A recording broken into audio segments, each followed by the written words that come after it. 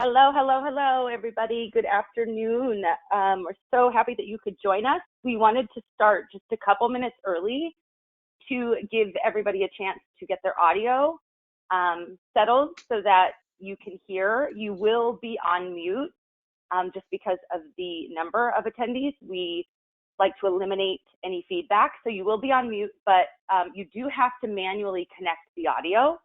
So it typically doesn't just connect to one. So you just have to choose computer or phone. So make sure that you pick one. If you choose phone, it will pop up the numbers that you would call in. And then you should see that it would remain muted. So we're gonna just wait a couple minutes, give others a chance to join. You can also locate the question feature, which will allow you to chat with us. So you can send comments and questions. Nick will answer questions at the end of the webinar, so please send them. We'll flag them and kind of do that aloud at the end. So just hang tight.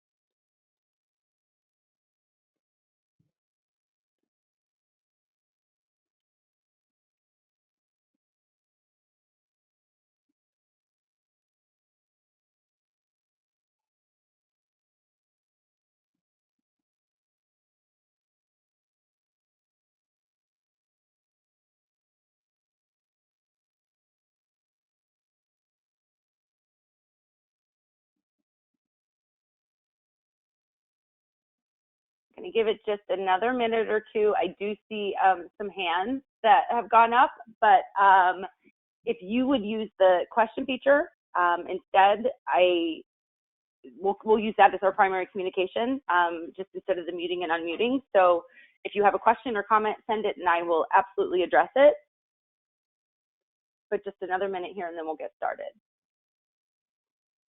To those of you just coming in, please connect your audio. We just want to make sure that everybody can hear.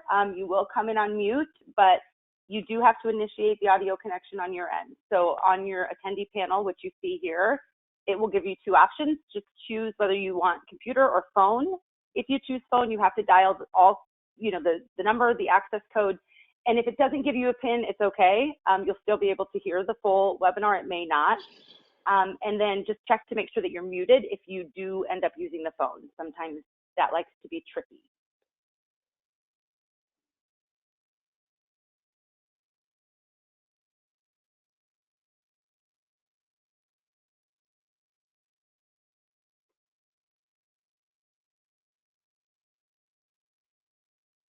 Okay, I think I will just review a couple like housekeeping things and then, we'll go ahead and get started since it's one after the start time, so that will work. A couple of things. You will see video here in a moment. When Nick gets started, he's going to introduce himself. He will be on the video at the beginning and pop back up on video at the end. I am not on the video right now. I am hiding. But just a couple of things. So Again, the audio, just check it, make sure that everything is good. You can hear me. I think if you can't hear me, you would be, sending that to me and we'll try to troubleshoot and help you. You have to connect it. And recording will be shared. Tomorrow, I think I changed the time. So later on today, you should receive a thank you for attending email. That email does not come from me. That email comes automatically from GoToWebinar. It also includes the certificate in the same email. So when you open up the body, it will have the link to the webinar, and then below that, and it just says certificate. It's very easy to miss. It will show you that you attended. It has your name on it. It's not fancy, but it is a certificate. So that's where that information is, and that will come automatically just for attending today.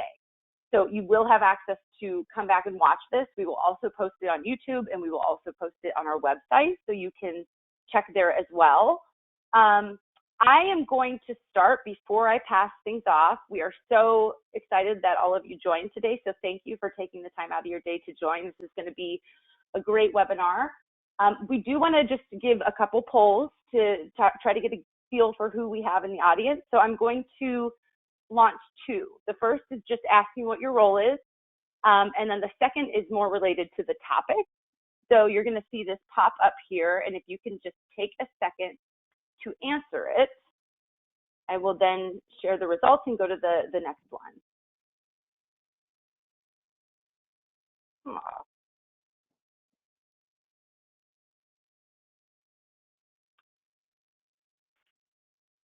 Oh, very good. You guys are fast. And some of you responded twice. I love it. Okay, we have a lot of teachers. We have librarians, great, some admin, other could be lots of things. So I think some of you are adding that into the chat, which is helpful. So like 60% teachers, Nick, it's pretty majority there for sure. And then the other one, this is going to be more about what you currently do with project-based learning. So I'm going to open the second one. Go ahead and answer that one for me.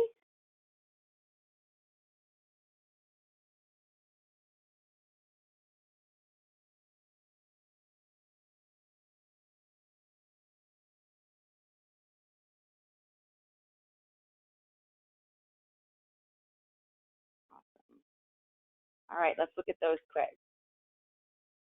So we have most of you saying project-based learning isn't a regular part of my instructional routine, and some of you who have never incorporated project-based learning. I think that will absolutely change after today, because you're going to learn a lot about that and ways to incorporate it into your instruction in different kinds.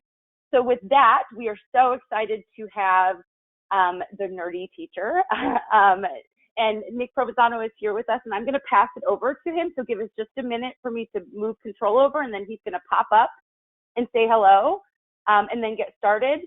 Keep in mind, we will be monitoring the question feature throughout. So I'm going to go through and look at some of you who are having audio issues. I will try to help you troubleshoot that, but just send them throughout, and we'll flag them and answer them at the end. So Nick, I am moving it over to you now. You should get a notification. Oh, let me hide the poll. There we go. Now you should. Yes, there you are. Hi, everyone.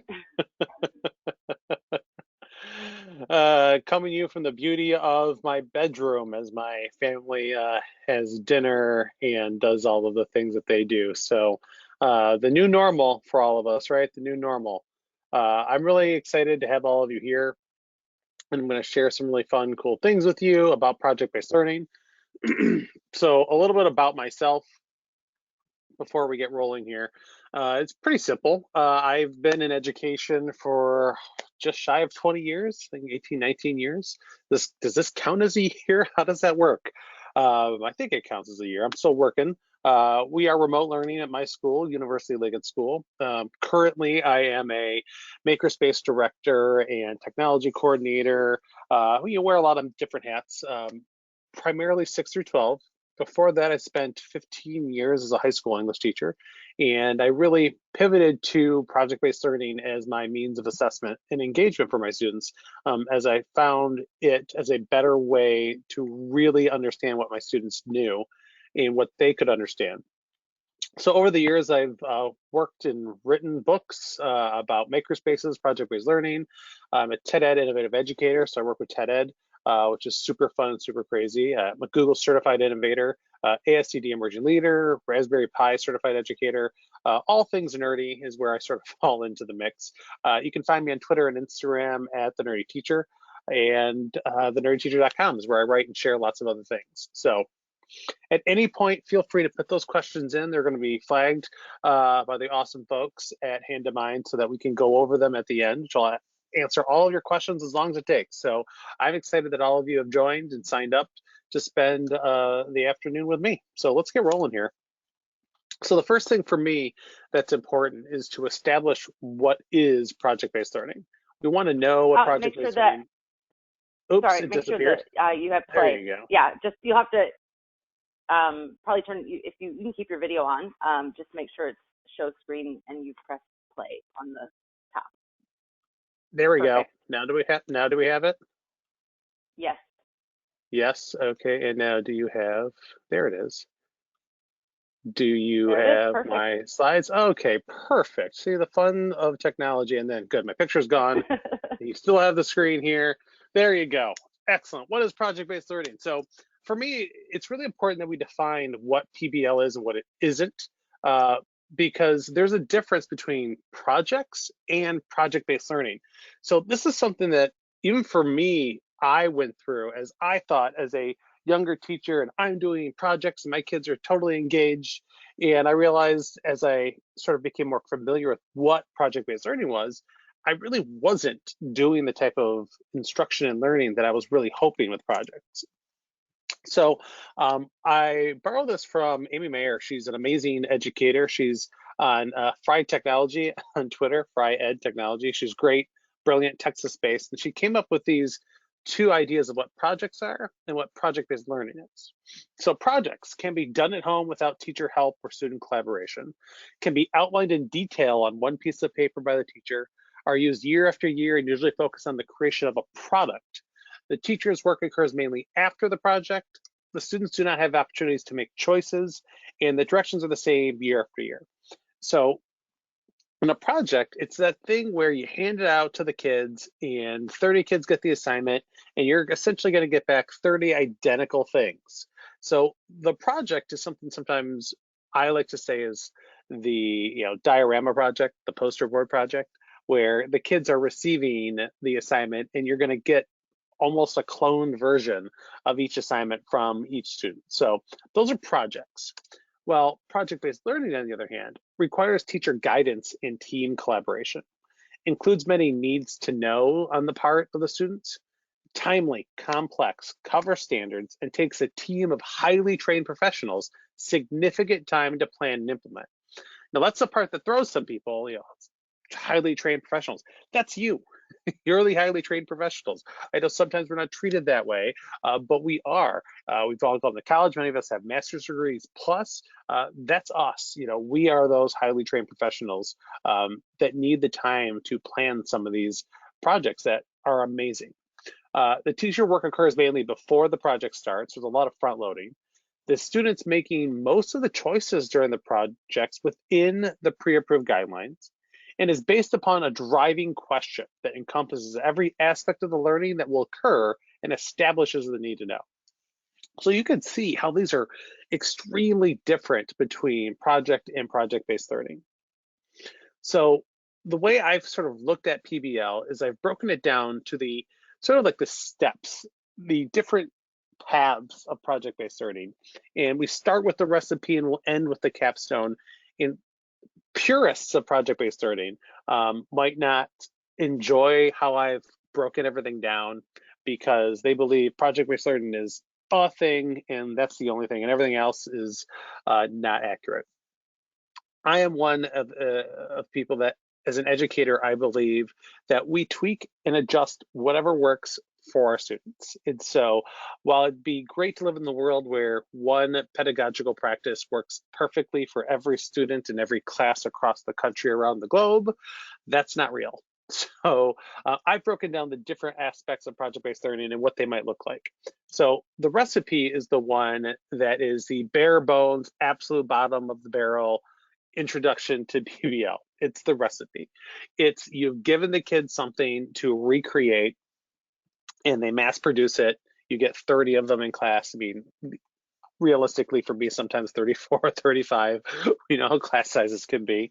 In the diorama, the poster board, and it seems like kids are engaged, but really there's a difference between engaging and being compliant.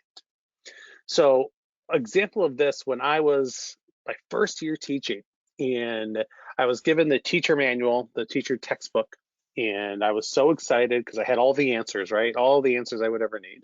And one of the assignments on there, I didn't like, so I tweaked it and I said, hey, I want kids after reading on Walden Pond, I want them to go out and take photos of nature, and I want them to match those photos with quotes from the text and put them on a poster board and create this beautiful natural poster board, and then I'll hang them up in my room. So I sign it and the kids give it back, and I do this for a few years, and I get these amazing ones where kids clearly have used glitter glue for many different types of projects. Some have glued leaves onto it, some use puffy glue, and then you have the kids that are like white poster boards, black Sharpie, like the smudged of the fingerprints because they touched it before it dried. And I would tell the kids, hey, these really awesome ones are going to go up on the walls, and the other ones, yeah, pick them up by the end of the week or else they go in the garbage. As an adult, as someone who's more of a veteran now, I look at this.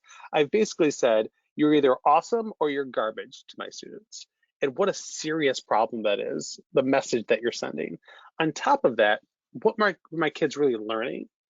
They were matching quotes to pictures they took. It was a matching exercise. There wasn't any depth. There wasn't a guiding question. There wasn't any type of educational growth.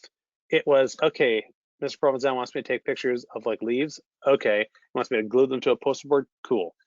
And the rubric was, 10% was neatness. 10% was, do they have a quote? Like, ugh. It's one of those embarrassing things. I think as teachers, we all have those lessons that we look back and are just embarrassed to have. But that's the recipe. The recipe is just having kids follow directions and spit something back out. The next step above that is the all class project. The all class project is taking the recipe to the next level where now you're including more people, right? You're including more kids to follow a set guidelines as to what they need to create. So for me, I had students recreate Romeo and Juliet.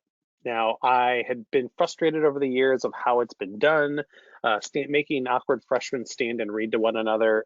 Shakespeare is spinning in his grave 10 times over.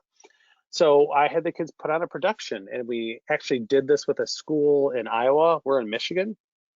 So it was across time zones and 2 classes from Iowa, 3 classes for me. We divvied up the work and we all did an act. Every class filmed and acted and did all these amazing things. These images I have here, I did not spell Benvolio wrong.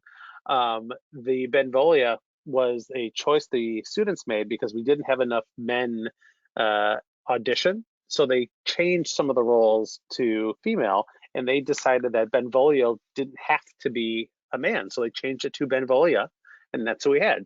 So it was fun because in an all class project, kids are having more freedom of choice in how they're working and how they're engaging. So we've got these instances where kids are making decisions, like the top left picture, that's the Montagues, and they're all wearing red. And red was chosen by the kids in charge of costumes because they said the Montagues are always angry. And Juliet down in the lower corner there is wearing white, and they said white because she's like a virgin, and that's like a whole big part of the story. And then we'll change her clothes like after they are together. And these kids were engaged in the text. And for me, the driving question was, what would a modern retelling look like? And the kids created a rival set of private schools, and they worked, or they're the kids of the headmasters, and it was insane. But they were engaged in the text. They were reading, they were doing research, they were looking up songs. The whole class project was engagement. They weren't compliant. They had say, but still, I was the one that set the structure. So while I had all of the structure and I guided the majority of the work, they still had some choice. So there is some of that freedom. Another one that I like to call is tool specific. This one drives like PBL purists like insane because there's no choice whatsoever for the students. It's like, this is the tool. But in reality, for those of us in the classroom, sometimes kids need to learn a specific tool. They need to learn a tool for a very specific reason, for a very specific function in our class. I have science teachers that have whole lessons dedicated to learning to use Bunsen burner. That's a real thing. And that's how you learn it. You learn the tool by doing this project specifically for that tool. This one here that I'm showing you is text-based coding. It's actually Python using a website called Trinket, trinket.io. And for kids, it was using it in English class to create what's called interactive fiction. So imagine a computer game of choose your own adventure, but it's all text-based. You write the story, you give the player options to move north, south, east, west, or go to different parts of a museum, a cave system, space station, whatever you want, you can create it. So we've been doing this with the 6th grade students. And it's been really exciting to have kids dive into creativity, creative writing, spatial problem solving as they map out what their game is going to look like. And again, the tool was the driving force behind the instruction. Like, we wanted the kids to learn the tool. I wanted them to engage in an aspect of text-based coding. So I highly recommend it for anyone that wants to have their kids engage in text-based coding, especially as they explore coding in general and computational thinking. It's a wonderful, wonderful program. And it's all, if you follow that link, you can find the examples that are great for students. This one is a little more closer to project-based learning. And this is open project-based learning with teacher objectives. I love these pictures. These are from a student of mine. She's currently in high school right now. In college right now. She was in high school when she did this. So these are pictures of her sister, actually. She actually got her to agree to doing photos and to do her makeup. And those are all pictures that were not photoshopped or anything. The assignment was asking kids to demonstrate their understanding of the Gothic elements of American Gothic literature. So we talked about it, we read Poe, we read all these stories, and we talked about what it was that made up something that was Gothic. And at the end, I said, I want you to demonstrate your understanding of the Gothic elements in a way that can be presented to class. So she chose photography and really makeup to create these visual representations of the Gothic elements. So as we look at these pictures, the one on the top right is supposed to represent insanity. Mental instability is like a constant part of Gothic literature. And that picture sells that, like, without any question in my mind. And so as she went up there and she shared these photos, the kids were blown away. And the nice part of it is that when you do something like open project-based learning, you're giving kids an opportunity to choose mediums that they're comfortable with. So here was a student that, unbeknownst to all of us, really enjoyed photography. And she didn't take photography classes. She wasn't engaged in photography as far as anyone knew, but she produced these amazing photos and shared them with class, so much so that her one friend took her directly to art class right after this and said, you're signing up for photography. And she did. This was her sophomore year, and by senior year, she was having her photographs showcase in the school's art festival in the spring. So it was a really amazing sort of process, but the kids were able to demonstrate their understanding. So when I, as a teacher, assess this, I can look at those images and say, she knows what the Gothic elements are. And if I asked her today, I have a really good feeling that she would be able to identify exactly what those photos represented in terms of the class. This is another great photo. This is the feeling of impending doom, which is totally what that is. That's not Photoshop. That's her one sister standing over her other sister. And she told us that she waited about a half hour to make sure that the shadows were right and the clouds went away, just so she could get the picture of the shadows on the side of the building. That's just amazing to me.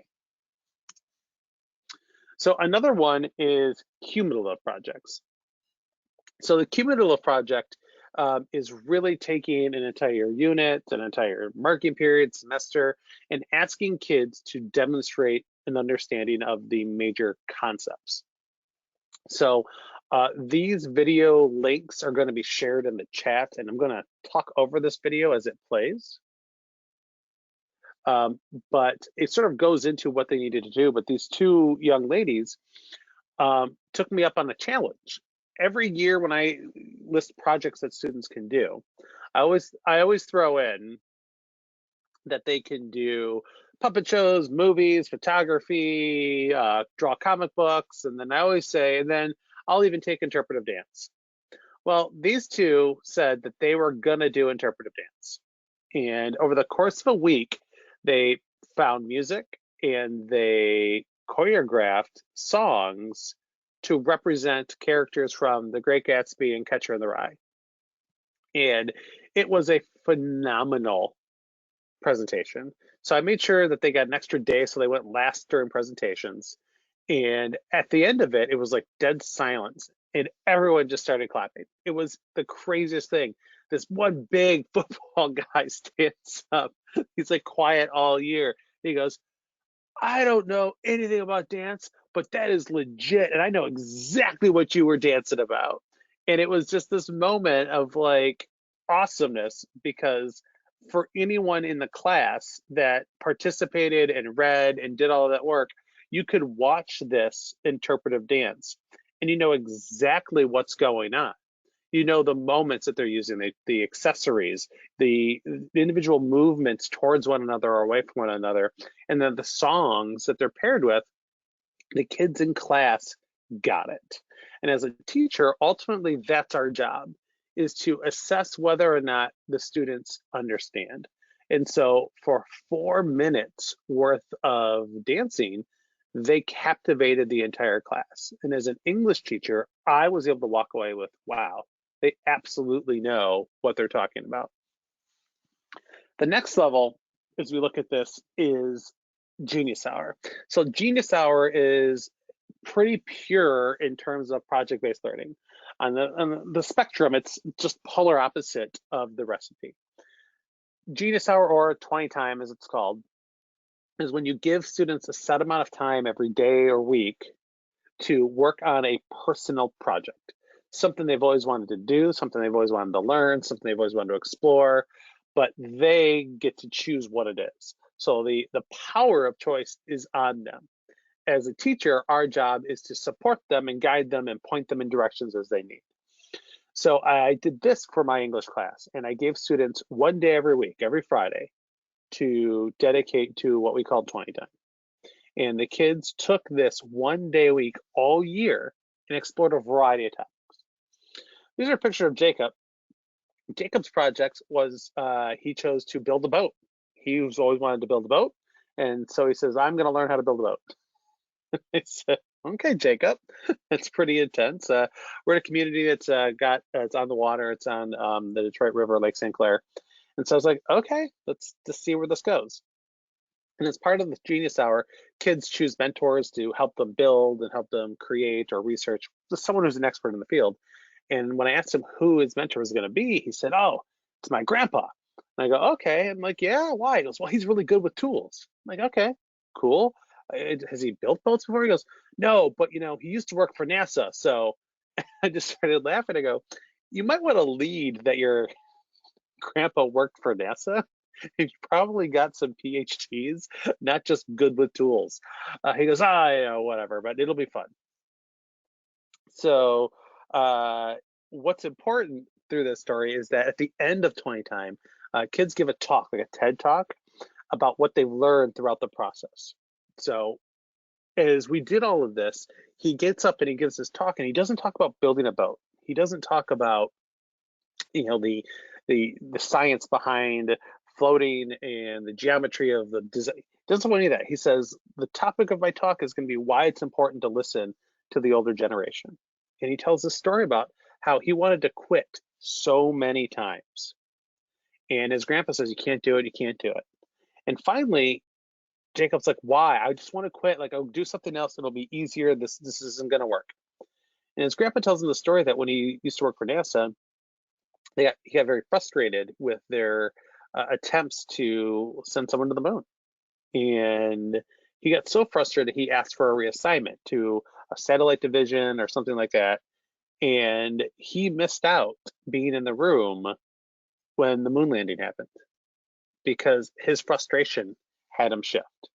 And Jacob tells this story, and it is the most profound story you could ever have in terms of showing, the buzzword grit now, or perseverance, however you want to call that. It's beautiful. And the pictures here of the completed boat and me holding onto the boat there, I'm all white knuckled. I promised Jacob that if he built a boat, I would get in that boat with him, which is a big deal because in class I tell a little fact about me, which is I do not know how to swim. I grew up in Michigan surrounded by water, but I actually grew up in Detroit and did not have access to pools, just fire hydrants in the summer. So I never learned to swim. So when I told him I will get in the boat, the kid goes, dude, don't drown Mr. P. We like him. So it took him until the next fall to finish the boat and have it out. And there's a picture of me and there's a picture of the boat, and it's taken by mom, and mom was sobbing her eyes out. She was so proud and I was so proud, and dad was it was beaming. Everything was just amazing. And so when you look at this, all of the things that he's learned throughout this process is phenomenal. And he sent me an email actually at the start of the school year, and he applied for engineering school in college. And he said, I got in, and I want to let you know that the essay that I wrote that they had me write was why I was interested in engineering. And he said, my essay was, I got interested in engineering because of my English class. And it's one of those emails as a teacher you save, you're going to go back to on those rough days. But when you look at Genius Hour and what it can bring to your class, it gives kids an opportunity to explore things that they might not ever explore on their own. And you can always tweak it if you want. If you're a science teacher, if you're a foreign language teacher, what's nice about Genius Hour is that you can adapt it to your content area. And for all my special ed teachers that are on the call too, Genius Hour was one of the best projects for my students with various special needs because it's adaptive. It's based on what they are capable of doing. And so the special ed department and I worked hand in hand to support those students with varying learning profiles so that they could also be successful. So Genius Hour is a really beautiful, powerful type of project-based learning that allows kids to really dive in and be successful. The other one is the capstone project. So this is what my school currently does. The seniors do a capstone project. So we call it the Action Research Program. And the seniors spend an entire year exploring a certain project. So think Genius Hour, but it's an actual class that students take, and it's a part of their entire culture of our high school. And they spend actually 4 years building up to this with a freshman research level class, research tied to their history class sophomore year.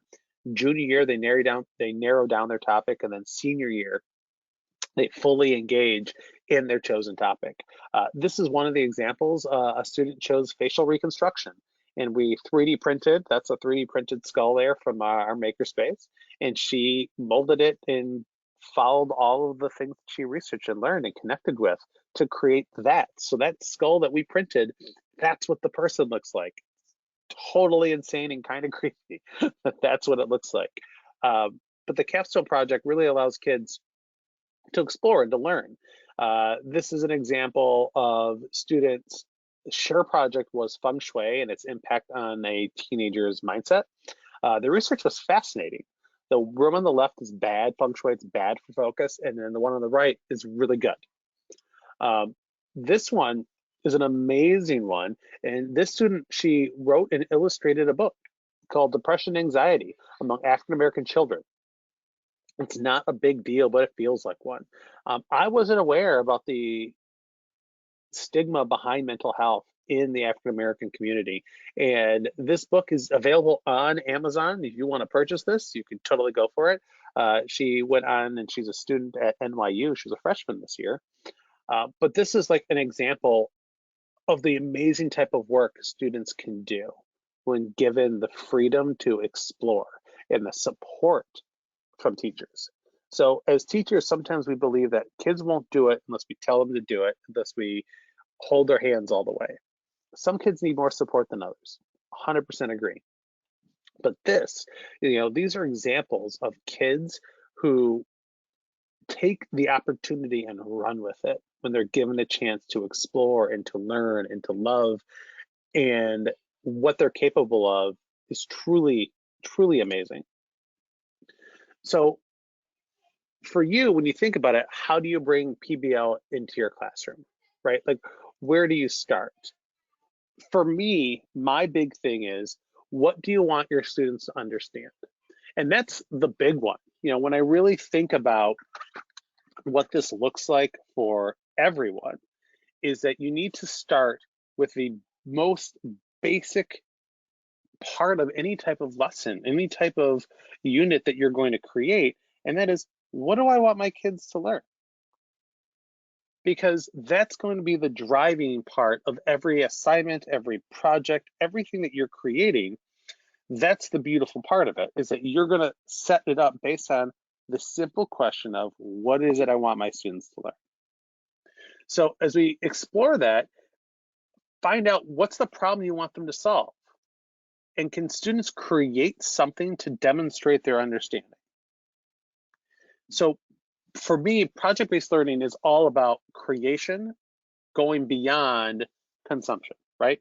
Like, we live in a world where consumption is key, and that we want kids to consume and then sometimes just spit out exactly what they consume, whether it's a ACT, SAT, multiple choice style test. That had been the onus for teachers, is to create those type of assessments. But now we're starting to see that those type of assessments don't hold the same weight as using project-based learning to engage students. So as we look at this, what does it look like across the curriculum? So I gave you some English ones. I'll have like another one or two in there, but what does it look like across the content areas? So as I said, I was an ELA teacher, and this link will be in the chat as well. This is a student, and I highly recommend that you watch it and play it or save it and share it. She wrote a song and played the piano and sang or wrote all the lyrics, where she talks about the Great Gatsby and identifies the major themes, motifs, and characterizations in the story. And it is this amazingly beautiful song that she put together. It's 2.5 minutes just about, and it's just beautiful. And it's something I would show students at the end of teaching Gatsby year after year, because it's a beautiful example of what the story is about. So I highly recommend that you watch it. It's just moving to me every time I watch it. Another example here, as I showed you this one, nice little close-up shot of the insanity again, the project of identifying those Gothic elements and be able to impart those to others with something as simple as a photo with no text. Foreign language is one I usually get a lot of pushback from in terms of project-based learning, but there's a lot of great things you can do out there. These are kids utilizing a green screen in our lower school, elementary school library, that they were creating let's say this, they were recreating their own version of the SpongeBob SquarePants theme song in Spanish. And so they dressed up there, and it's being filmed, and they were going to edit it, but they were going to re-sing SpongeBob's song, but in Spanish. So for the kids, they were given an opportunity to create something that demonstrates their understanding of various verbs and conjugations. And so they chose making their own SpongeBob SquarePants song. And it's such a great thing because the kids were totally engaged, thought it was super hilarious. And that was what you wanted to see. It's like the creativity come out when they're given an opportunity to do something like that. In this one, students use the CNC machine to create their name stamps for Chinese class. And so we worked together for, geez, at least a week to understand how to use the CNC machine, which we'd just gotten, and what that would look like for students to be able to create their own characters. And the Chinese teacher really wanted kids to have a traditional stamp like Chinese would use for stamping their names on documents. And so it was a fun way for kids to explore their name and what it might look like in Chinese characters. And it really, really got some of those kids on board. And then it was a fun artifact that they would have moving forward for all of their other classes. So that part really stands out, is that it's something that they have moving forward. In math class, students created, this is probably one of my favorite ones, they use Scratch to create their own arcade games to teach the XY coordinates on a plane. I don't know about you guys, but I remember just sadly staring at graphing paper, trying to wrap my head around X, Y's, and negatives, and parenthesis, number, comma, number, parenthesis, and just being frustrated, so frustrated. These sixth graders were able to quickly understand XY coordinates on a plane because that's all video games are XY coordinates on a plane, right? And how infinite those planes are, right, is what they're learning. And so as they needed to move their characters around and needed to have their good guy shoot at the bad guy, all of that had to be coded, and all of that was used during Scratch. And these are sixth graders. So this wasn't like a high school project. These are sixth grade math project that was done, I'd say it's done mid-year is when it's done. And so the kids were able to explore XY coordinates on the plane. They were able to create projects and be able to share it on parent-teacher conference night. The parents played their games. One student, this game that she created 3 separate levels and made it so complex, it required a lot of debugging that her dad helped her with, and then I helped her with. But I had trouble getting to the 3rd level to debug because she created such a complex game. And so I said, Zaria, I can't help you. I can't get past the 1st level. She goes, oh, well, I built in this thing. She goes, if you move your person to these exact coordinates, you can't get hit by anything that the bad guy shoots. She created an in-game cheat, which game developers have been doing since the very beginning to allow them to jump levels to debug certain things. She didn't realize that, but she did that because she realized, oh, I just want to get to level 3, I want to test it out. And the only way to do that is to create those little cheats, Easter eggs to do. So it was this awesome moment where she solved a problem using the code, using what she had built in to overall debug. And so without a doubt, she knows XY coordinates on a plane. And it's this really powerful thing to see kids explore learning specific concepts by creating projects, by learning, by exploring. In social studies, here's just a great example. This is a time-lapse photo. This is our elementary school. They were exploring the assembly line, right? And so we're in Michigan. We're right outside Detroit, as a matter of fact. We share a border. And here are the kids. Everyone was in charge of a specific part, and they're assembling it. They're building the car. They have the assembly line. So that was their first one. And they're really excited because the second one they built was faster. And the whole concept is that by doing the same job over and over again, you get proficient, you get better, and that it speeds production along. And so they were cheering because that second one was built almost twice as fast as the first one. So the kids in real time, right, saw the concept of the production line be successful. And it was amazing. Every kid learned and researched the part of the car they had to build. And we set up all these long tables are all set up here for it to slide all the way along. And when you look at engagement, you look at kids exploring, you look at kids learning, these are the things that we're talking about. This is the type of engagement we want to see in our kids. And this type of ownership for them too is what makes it so beautiful. Also, we had kids in social studies get to choose something as part of the content that they covered in 6th grade that they wanted to explore more in depth.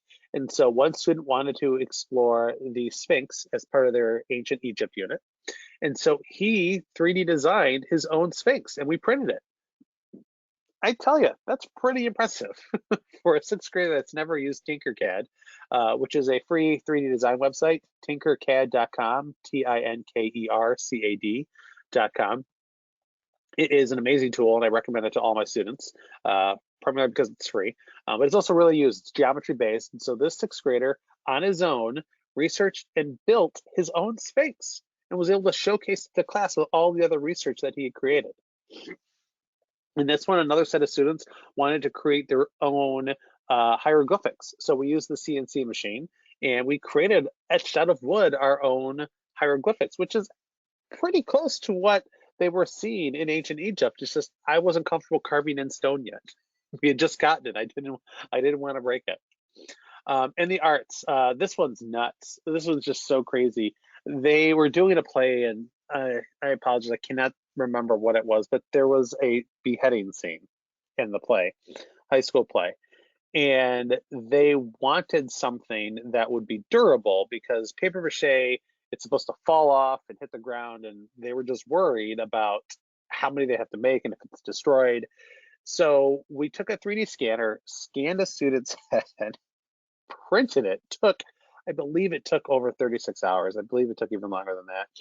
And then they painted it. And then that's a student's head. It's so unsettling. It's for you guys, maybe not as much because you don't know the kid, but completely unsettling. But they have this prop, and now they own this prop. And we did 2 heads because you always do 2, just in case when you're doing like 4 or 5 performances, you got to have a backup. And now they have them. They're like, well, we've got it. If in case we do anything else, we've got a head. But for the kids that undertook this, the prop people, they had this assignment. They explored and were like, okay, what can we do? How can we do this? And so for them to take ownership and then to find the solution and then come to myself or the other Makerspace director at our school that focused on lower school and come up with a solution that is just really great is something that we really like to see. Another one here, using the laser cutter to take a sketching, burning it into wood, and then he used the amazing different stains that we had to recreate a self-drawn image. I mean, that's him. And when the art teacher said, I want you to be creative and do a self-portrait, this is what he chose to do. And for him to be able to demonstrate his understanding of shadow techniques and his taking his lines and drawings and what he's able to create with that as an art teacher, she's like, this, yeah, he gets it. To be able to take that image on the left and turn it into himself with those images and the colors, really showed his understanding of what that looks like. So even within the arts, we're seeing these wonderful examples. And in science, having kids recreate the anatomy of the animal cell, like one of the probably most standard projects in science class in middle school, outside of maybe the planet dioramas that we've seen. Making water bottle rockets using the pressure from a pump and launching them. This student decided that he wanted to make his better by designing fins and 3D printing them. And so we glued those all together, and he made the point there out of cardboard. I think it's just construction paper, but he designed it. He did the research. He did all of this work, and he was really excited about it. And that was his design, or that was his research. So they could choose the design however they wanted, but he dove in and was like, I really want to use the 3D printer to make fins that are going to last because I don't want it to break or anything when it lands. And this one, as they are designing the human body, this student, she knit the intestines, and it was not what I was expecting when I lifted up the paper to see that that's what she had created. And it's just such a fun way to explore their understanding of concepts, where she took a skill that she had and was able to demonstrate her understanding of upper and large and small intestine and how they function and what they look like in terms of the human body. And as I showed you, facial reconstruction, this is the science class that would lead to the senior wanting to explore it more thoroughly for their capstone project. But just how powerful it is when students are given the opportunity to explore and create and engage, as opposed to consume and then regurgitate. So, the advice I have for all of you as you explore what is possible for me is you want to focus on the creation of artifacts to demonstrate understanding of the curriculum. So as you go about reviewing your curriculum, and right now, I think all of us, almost all of us, are teaching remotely. Project-based learning is just the absolute perfect pedagogical approach to what we're trying to accomplish from home. You're giving kids to demonstrate their understanding through the creation of things, because just having them sit and consume content on a computer all day is not going to help them. They're not going to retain it. There's plenty of science that supports that. But through the act of creation, they will be able to retain what it is they're doing, because that act alone embeds it more deeply into the brain than just staring at a screen. So frankly, what are your first steps? And so this is just a very simple 4-square concept map that I created that any of you can use. Feel free to screenshot that, create your own, take yourself to it with your lessons, and just take your lesson, focus on what are you trying to assess, what is your current assessment, and then lastly, what could students make to demonstrate understanding. So as you break this down, you can take any lesson and you can pop it into these 4 corners, and you can really walk away with, what do I understand? What do the kids need to understand? And it helps you really strip away everything in your lesson and to focus on the things that kids need to know and how they can show you what they need to know.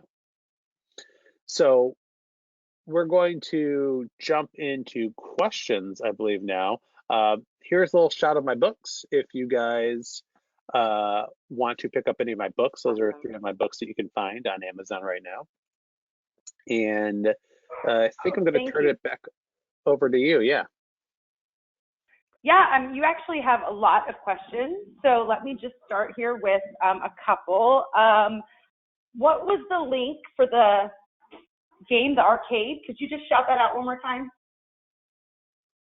The link for what? For this? Let me see. Let me find it. No, it wasn't the, let me find it. The coding program that they use for arcade games. Scratch. Scratch, okay. Yeah, Scratch, yep. Okay, perfect. I have a couple more, so just bear with me here. These are good questions, guys. Lots of good comments, so that was great information. I love all the examples. What are your suggestions for integrating project-based learning and maker mindset into social studies? Do you have any? Yeah, so with social studies is great because, the traditional format of social studies is truly memorization. I mean, really names and dates and facts. My entire middle school and high school was memorizing things and then having fill in the blank tests. When you look at social studies, instead of asking kids to just regurgitate, ask kids to explore more deeply and have them create something to demonstrate their understanding. One time a kid built a miniature, oh, this is taking me back. He built a miniature North Church and then put lights in it to signify one if I land, two if I see. And just from that was his artifact. Then he went on to at length to explain what it meant and why it was important, and that it's unfair that we only remember Paul Revere. There were so many other writers that were instrumental to really protecting the revolution in its early stages. And so when you focus on what is it that students need to know and how they can demonstrate that they know it, you can really apply it to any content area whatsoever. And that's what's so amazing about it. Awesome. Can you expand on that and just give them, the spectrum of project-based learning across the grade levels? What does it look like at, what are going to be the main differences in how it's incorporated based on an elementary student, middle school, and then how might they accommodate for high? So you're really looking at depth primarily. When you're looking at, age level differences, you're looking at depth. So in elementary, you're probably going to go far more surface level to a lot of concepts. You don't have to, but you can. Now, the students that built the assembly line, now they didn't get into the nitty gritty of historically about what that looked like in the United States, the terms of immigration, how that impacted the migration north of freed slaves and generations of freed slaves moving into the auto industry. Like, the elementary students didn't do that. But at the middle school and high school, they start to add on to those concepts, right? They start to explore what that migration looked like and how that impacted, especially for us, our sophomores really focus on history in terms of viewing it through a spectrum of Michigan through that lens. And so that migration north of freed slaves and their families impacted Michigan, and it impacted the auto industry significantly. So when you look at implementing project-based learning, it really amounts to the depth you want kids to dive into. And when you're looking at elementary, you're getting them familiar with the concept of exploring, of researching, and creation. By middle school, you're diving a little bit deeper. You're giving them a little bit more freedom. You're a little more hands-off. To allow them to sort of pace and see and explore. And then by high school, you're really posing more questions, and kids are going to explore the answers on their own. And as the teacher, you guide them one way or the other, if that makes sense. That's great. That's great. You had a lot of comments about the Genius Hour. Can you Yes. comment on what what did you have kids doing in that time? Very Great broad question. question, I know, but But it's a great one. It's the one that I get often because, people would say, well, he wasn't building the boat in your class. What was he doing? Yeah, so I could never spend enough time on it because I can actually do a full hour session on Genius Hour. Maybe, who knows? Maybe we can do something like that in the future. But shortly, there are a lot of components to it that involve kids writing weekly and bi-weekly on a website, the research elements of it. And so when the kids were not, if they were not able to do the specific project in class, they were usually that hour, it was really 48 minutes, 52 minutes, whatever the class period was, to write, sometimes to write their blog, to send emails to people that they need to email. We had a student for Genius Hour, the stories I could tell, it's the amazing things. The student wanted to create an event at our school. It's called Out of the Darkness. It's a charity walk that's designed to highlight mental health and suicide awareness. And it's always traditionally been a college program, but she reached out and said, I want to hold it for high school. And our high school held the first high school event of this program. And during class time, she would be writing emails, she'd be contacting administrators, and spending all of this time basically doing the busy work of an event, as part of this project. And 3 weeks before the event, a student at her school took his life. And we had this meeting where she came to me and she said, well, what do we do? And, it was one of those moments where a student just needs a teacher to like solve the problem. And I told her, I said, I can't answer that for you. Like, this is your project. But I said, if you want to go and keep going with this project, I will go to the administration with you and I will fight to make this happen. If you think this is not the right time, I will go to the administration with you and we will, cancel this. Like, whatever you do, I got your back. She decided to continue with the project and hold the event. And we had that event, and all of these families showed up and thanked her in this huge community outpouring of support for not only the family that just lost their child, but all of the local communities that have suffered similar losses coming together. And so she did this event as a sophomore. She was 15 years old, and she continued to do it junior and senior year after the 20 time was over. And then the school continued to hold the event after she graduated. She went to University of Michigan. So every kid used that time differently, but it was either writing for their blog, it was researching, it was doing those type of things that was geared toward their project. And so your job as the teacher is touching base with all of those kids during that time. And some kids need more attention than others. Uh, but during that time, kids are essentially learning what it's like to sort of have that job where you got to put in the hours behind the desk and send those emails and reach out to those people to accomplish those tasks, which sometimes seem simple, but really require that dedicated time. That's great. You have the best examples, I have to say. Best real world examples. So I have a couple, I think, here that are more, that I think more people will benefit from than others. So I'm just going to throw a couple of the ones I see consistently out. So probably two or three more. And everybody, if we don't get to them, I'll make sure that any that are unanswered, that are passed to Nick, and I'll let him, provide responses, and we'll get those back to you. We can definitely get that. And don't forget about the project-based learning in the handout section of your panel. You can open that on your end and download it. So it's the article that Nick wrote for us. Project-based learning is excellent. Definitely recommend doing that. We have a lot of ways to. I was going to say, don't be afraid to reach out to me on Twitter or Instagram with questions too. So, I mean, feel free to reach out to me directly. I'm super good at responding and getting you there if you want to just like a quick little, hey, I have a question about this. So don't hesitate to reach out to me through social media. Awesome.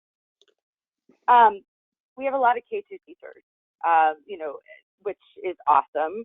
And I think, the elementary tips, or in general, what that looks like in elementary is great.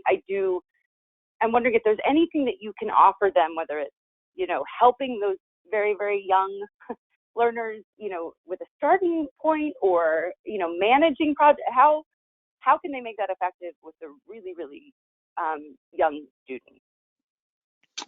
For the really, really young ones, we have found that it is best to engage kids in things that they are already interested in.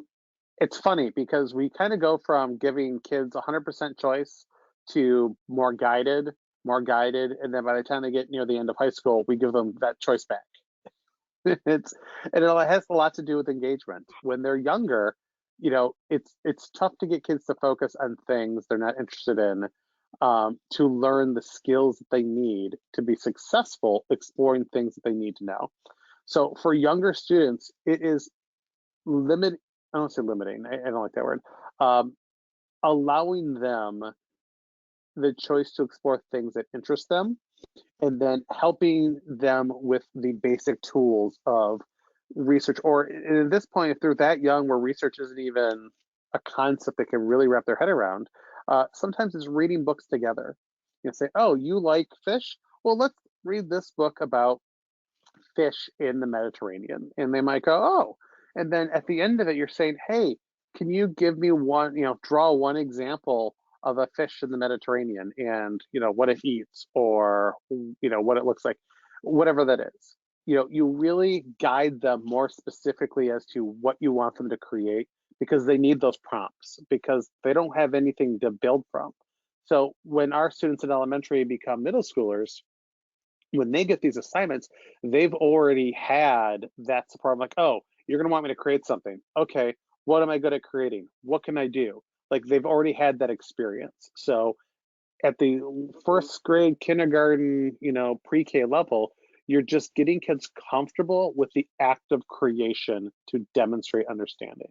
And I think that's the big one. I think that's the powerful one, is getting them comfortable with creating and owning their work. And I think that's the big part of it, because sometimes kids don't create because they're afraid they're going to fail and they'll be embarrassed. And working at that very young age, it's extremely important to get them comfortable creating and showcasing their work, so that they understand that we're all learners. And for teachers, I can't express this enough, it's very important that you are sharing what you're creating as well. Because if you're going to ask kids to create, you should feel comfortable creating along with them.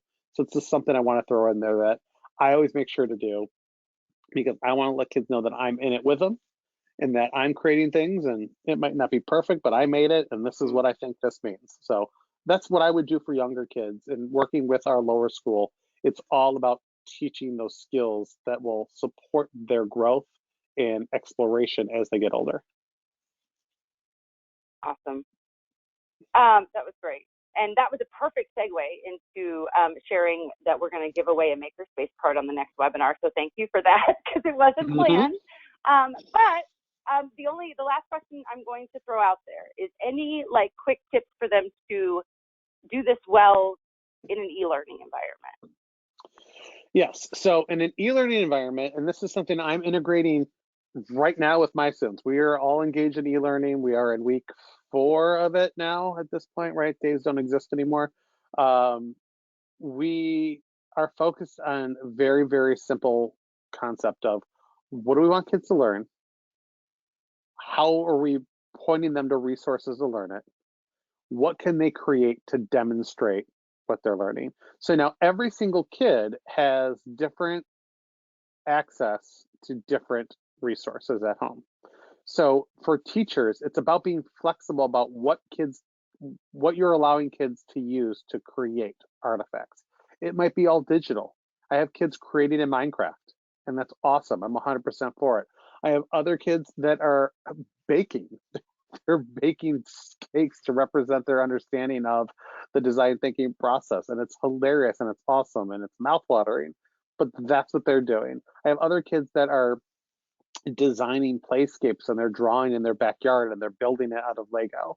So allowing kids the freedom and flexibility as a teacher to let them utilize their resources to demonstrate their understanding. So if you're a math teacher and you're doing geometry and a kid wants to design a house, let them use pen and paper, let them use a digital tool, let them use Legos, because ultimately your job is to assess whether or not they understand the material.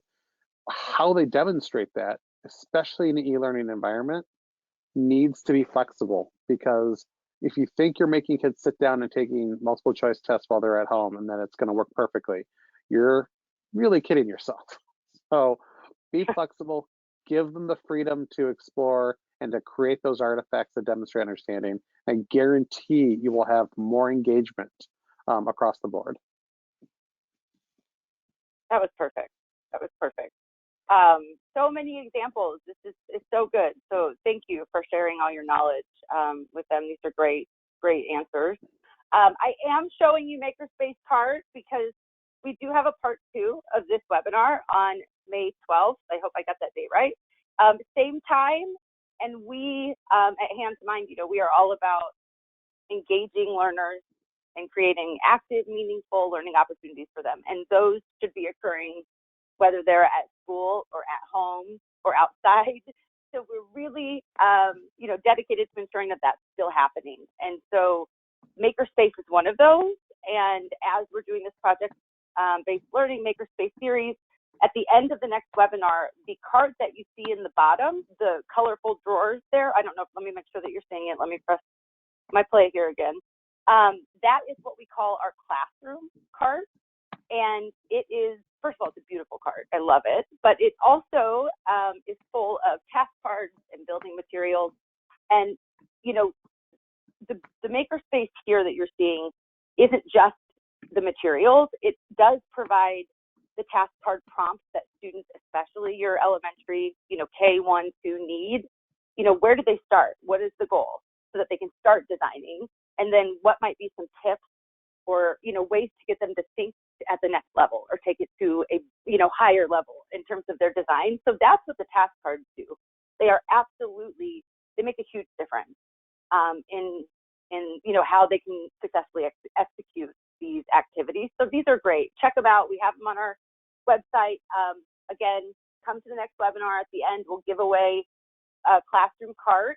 Today, because you all were such great, engaging attendees, I love it.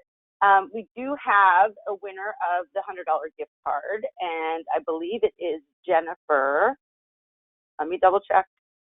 Yes, Jennifer Cox. I'm going to be following up with you to send your $100 hand2mind gift card, and that is something that you can use to purchase whatever on our look through our website. It is good for anything. So we have all your info. Oh, Jeanette. It's not Jennifer. It's Jeanette. There we go. That's better. We have your email. We have your contact info. So I will reach out and we will get that over to you. there is a survey that you will also get. So, if you are inclined to leave feedback, we always appreciate it. Again, you will get a follow-up email from GoTo, and it will include the recording. It will also include your certificate that shows your proof of attendance. And we just really appreciate you guys taking the time to join. Nick, that was phenomenal. Thank you very much. It was great. Thank you for having me. I can't wait to share with everyone specific tools that you can use, stuff around your house and stuff that you can find online to really give kids access to a variety of tools to help take their creation up to the next level. Awesome. And with that, we hope everybody has a great rest of the day and take care. Thank you, everyone. Thanks.